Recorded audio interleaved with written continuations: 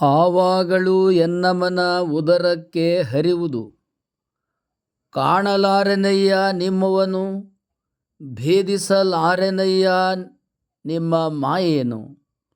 ಚನ್ನಮಲ್ಲಿಕಾರ್ಜುನಯ್ಯ ಮಾಯದ ಸಂಸಾರದಲ್ಲಿ ಸಿಲುಕಿದೆನು, ನಿಮ್ಮ ಹೊದ್ದುವಂತೆ ಮಾಡ ಧರ್ಮಿ.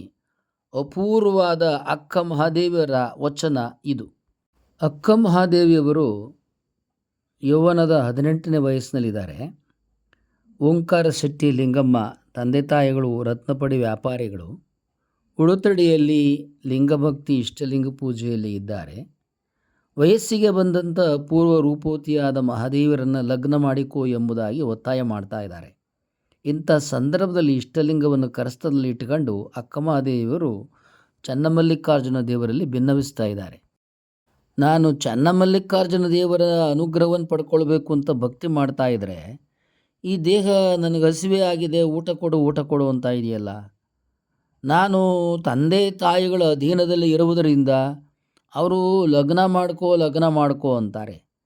ಈ ಮಾಯದ ಸಂಸಾರದಲ್ಲಿ, ಅಂದರೆ ಸ್ಥಿರವಲ್ಲದ ಈ ಸಂಸಾರದಲ್ಲಿ ನಾನು ಸಿಕ್ಕೊಂಡು ಬಿಟ್ಟಿದ್ದೇನೆ.